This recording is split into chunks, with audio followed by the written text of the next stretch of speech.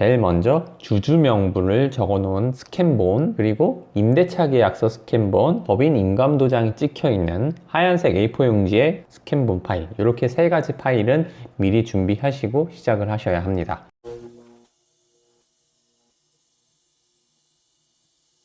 안녕하세요 여러분, 차별화의 시작 투자의 대중학 한내호입니다. 법인 설립 완결 이후에 사업자 등록 신청하는 것을 방구석에서 하는 방법을 알려드리도록 할게요. 제일 먼저 방구석에서 하기 위해서는 세무서에서 하는 일들을 어디서 하죠? 홈택스에서 가능합니다. 홈택스에 들어오시게 되면 법인 설립 이후에 법인의 사업자를 신청하는 것이라서 일반적으로 법인으로 회원 가입을 해야겠다라고 생각을 하기가 쉽잖아요. 그런데 이 홈택스 화면을 들어오시면 아시겠지만 회원 가입하면 법인 가입을 할 때는 사업자 등록번호가 필요합니다. 그럼 여기서 이상한 의문점이 생기죠. 법인을 설립을 한 후에 사업자 등록을 해야지 사업자 등록번호가 생기는데, 지금은 사업자 등록을 하기 위해서 법인 아이디로 가입하려다 보니까 사업자 등록번호가 없죠. 그래서 이럴 경우에는 대표자의 아이디로 사업자 등록을 신청한 후에 사업자 등록이 되면 그때서야 사업자 등록번호로 법인 아이디로 홈택스에 가입이 가능합니다. 그러니까 지금 우리 같은 상황에서는 대표자의 개인 아이디로 사업자 등록을 신청하는 게 되겠죠. 저는 미리 가입된 게 있으니까 바로 로그인을 하도록 하겠습니다. 로그인 하시면 중앙 상단에 신청 제출이라고 하는 메뉴 보이시죠? 여기로 들어오시면 가운데 아래 사업자 등록 신청 법인이라고 하는 부분이 있습니다. 여기 클릭해 주시고요. 그러면 법인에 해당하는 정보들을 입력하실 수 있는 화면이 보입니다. 제일 위에 인적사항, 법인 현황, 그 외에 기타 부수적인 부분들을 입력을 하시면 되는데요. 이 방구석에서 사업자 등록을 하시려면 세 가지 정도의 서류가 필요합니다. 제일 먼저 주주 명부를 적어놓은 스캔본, 그리고 임대차 계약서 스캔본, 법인 인감도장이 찍혀있는 하얀색 A4 용지의 스캔본 파일, 이렇게 세 가지 파일은 미리 준비하시고 시작을 하셔야 합니다. 법인명, 단체명에 우리 법인 적어주시고요. 한츠 주식회사, 저는 그냥 임의로 적을게요. 사업장 전화번호, 유선번호 있으시면은 적어주시고요. 그리고 팩스 번호도 역시 마찬가지로 적어주시고요. 저는 임의의 숫자로 적었습니다. 사업장 휴대폰 번호는 대표자의 개인 번호로 적어주시고, 국세정보 문자 수신 동의함 눌러주시고요. 전자메일 주소도 적어주시고, 메일도 수신 동의 이렇게 해놓습니다. 그 밑에 보시면 사업장 단체 소재지라고 적혀있죠. 대부분의 법인 설립하신 대표님들께서 사무실을 임차로 설립을 하셨을 거라고 가정을 하고 해당 임차된 사무실 주소를 입력해 주시면 됩니다. 저는 임의의 주소인 서울특별시 강남구 도산대로라고 하겠습니다. 각자 임대차 내역에 맞는 주소지를 선택해 주시면 돼요. 그 밑에 내려오시면 법인 현황이라고 보이시죠? 제일 처음에 사업자 등록을 하는 거니까 본점 선택해 주시고요. 법인 성격 들어가 보시면 영리 일반 법인, 이건 각자 법인을 어떻게 설립을 하셨는지에 따라서 다르겠지만 1인 부동산 투자 법인들은 대부분이 영리 일반 법인 선택하시면 되고요. 본점 사업자 번호 아직 안 나왔고, 법인 등록번호, 이거는 각자 법인 등기부 등본 우측 상단에 적혀 있습니다. 그 번호 적어주시면 됩니다. 그리고 분할 전 사업자 번호 관련 없고, 분할 법인년 월일 상관없고, 자본금도 각자 상황에 맞게끔 자본금이 다르시죠? 그거 적어주시면 됩니다. 저는 5억이라서 5억이라고 할게요. 그리고 사업 연도는 이 부분이 아마 오류가 많이 나시는 것 같더라고요. 그래서 01년 01월 01일부터 12월 31일 이렇게 적어주시면 됩니다. 대부분이 1월 1일부터 12월 31일을 기준으로 한 해를 사업 연도로 정하기 때문에 이렇게 적어주시면은 그 다음에 3월에 법인세를 내게 되겠죠. 01월 01일, 12월 31일 이 앞에 공짜를 꼭 붙여주세요. 요거 공짜 안 붙이면은 안 넘어가더라고요. 요거 신경 써주시면 되고, 그 아래 보시면 설립 등기일자 나옵니다. 법인 설립이 언제 되셨는지 선택해 주시면 되고요. 저는 임의의 날짜인 2020년 5월 1일 선택했습니다. 회사 구분 들어가 보시면은 우리 대부분이 주식회사이실 거예요. 근데 이제 상황에 맞게 각자 법인에 맞게 한 명회사, 합자회사, 유한회사 이렇게 선택을 해주시면 됩니다. 저는 주식회사 선택하겠습니다. 다음으로 우측으로 보시면 총 발행 주식 수 나와 있죠. 이것도 역시 마찬가지로 각각의 설립하실 때 법인의 그 정보들이 있으실 거예요. 정보에 맞게끔 적어주시면 되고, 저는 500만 주, 주식 하나에 100원, 500만 주 하면은 5억이 되겠죠, 자본금. 이렇게 적어주시고요. 넘어갑니다. 공동대표와 신설법인 출자자 정보에도 각자의 법인에 맞게끔 적어주시면 되고요. 저는 1인 법인이기 때문에 공동대표에 부 선택합니다. 신설법인 출자자 정보에는 주주명세서, 여기에 이제 주주명부가 들어갈 거예요. 주주명부에 해당하는 정보들을 여기에 입력을 해주시면 돼요. 신설법인 주주명세 입력 수정 버튼 누르시면은 맨 위에 팝업이 이렇게 뜹니다. 주주구분 눌러주시고 개인, 제 주주 정보를 넣을 겁니다. 그러면 제 주민등록번호 넣어주고요. 그리고 제 이름 넣어주고요. 그러면 확인 완료됐다고 나옵니다.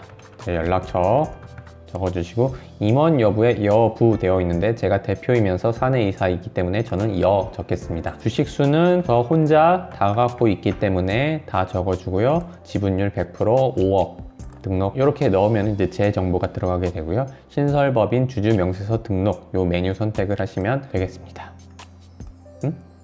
관계명 안 적었네요. 관계명에 본인 선택하고요. 등록하기 누르면 이렇게 들어가죠. 신설법인 주주명세서 등록 요거 버튼 눌러주시면은 제 법인의 주주관계에 해당하는 내용이 입력이 됩니다. 그 밑에 내려오시면 유동자산 영원, 고정자산 영원, 유동부채 영원, 고정부채 영원 이렇게 적었습니다. 요거는 현물 출자 방식으로 법인 설립하신 분들은 여기에 어떤 내용이 들어가실지 아실 거예요. 근데 대부분이 여기에 현물 출자 방식으로 설립을 안 하신 분들이 많기 때문에 여기는 영원 적어주겠습니다. 전체 업종 내려받기 요거 보시면 우리가 어떠한 일을 사업을 할 건지를 업종 코드를 적어주는 항목이 생깁니다. 부동산업을 하시는 분들이 이 영상을 많이들 보실 테니까 부동산업을 기준으로 업종 코드가 어떤 게 맞는지 이 한글 파일을 보시고 우리 법인 등기부에 등록된 법인의 목적에 맞게끔 넣어주시면 되겠습니다. 부동산 투자 법인이니까 저는 기본적으로 부동산을 적어 놓도록 할게요. 부동산업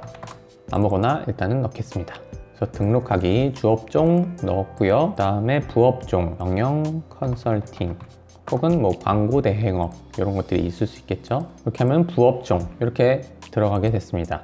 주업종이 부동산업, 부업종이 경영 컨설팅업 이렇게 들어가게 됐는데 이거는 아주 작은 나노 팁인데요. 정책상 부동산업은 지원되는 정책이 많지가 않아요. 그래서 주업종을 대표님들께서 하시는 주업종이 따로 계시다면은 주업종을 해당 업종으로 적어주시고 부업종을 부동산업으로 적어주시는 게 조금이나마 조금 도움이 됩니다. 특히나 저 같은 경우에는 이제 NPL 투자를 하잖아요. 대부법인이 있어야 하기 때문에 주업종에 이제 대부업이 들어간단 말이죠. 더 영향을 많이 받습니다. 다른 업을 하신다면은 그 업종을 주업종으로 두시고 부동산업이나 부동산 투자 관련된 업종은 부업종으로 넣으시는 것을 추천드리도록 하겠습니다. 사업장 정보 입력으로 내려오시면요. 사업을 언제부터 시작했는지 적어주시고요. 저는 임의의 날짜인 2020년 5월 1일 적어줬고요. 고유 목적 사업 요거는 넘어가도록 하겠습니다.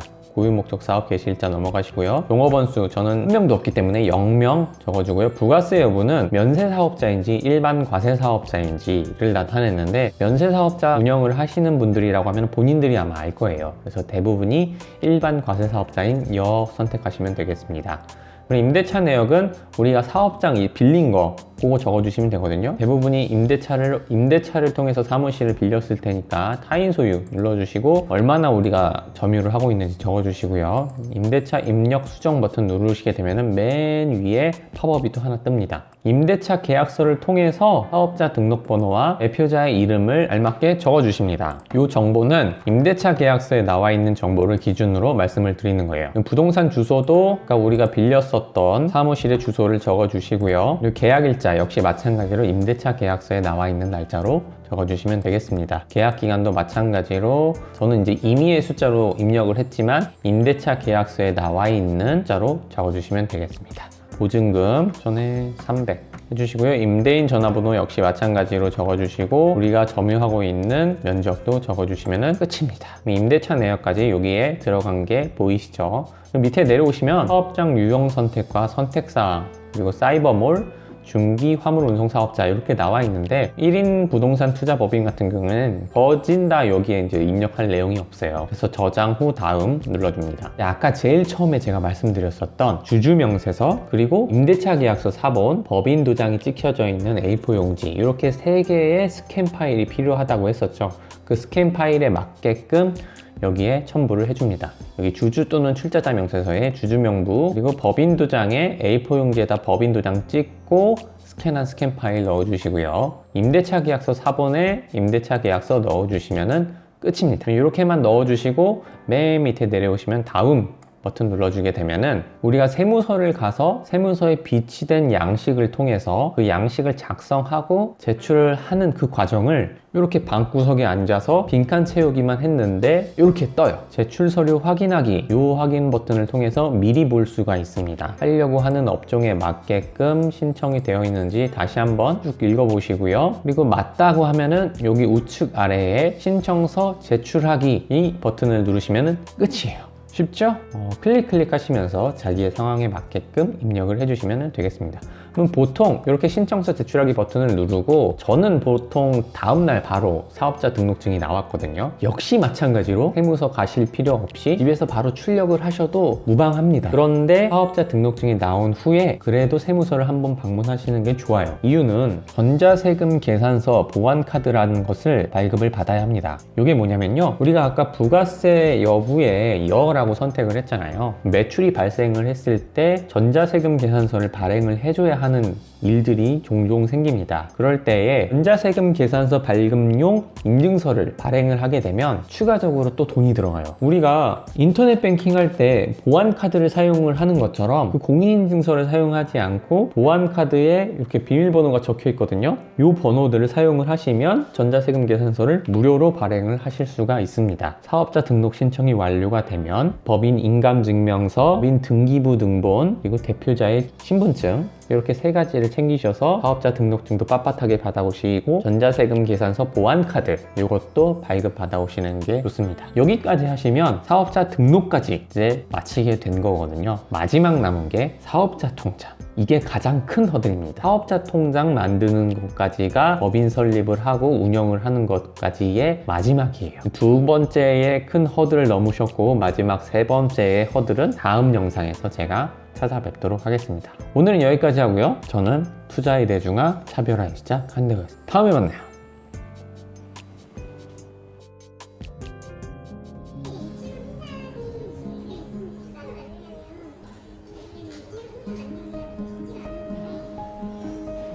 막 쳐갖고 여기까지 왔어요.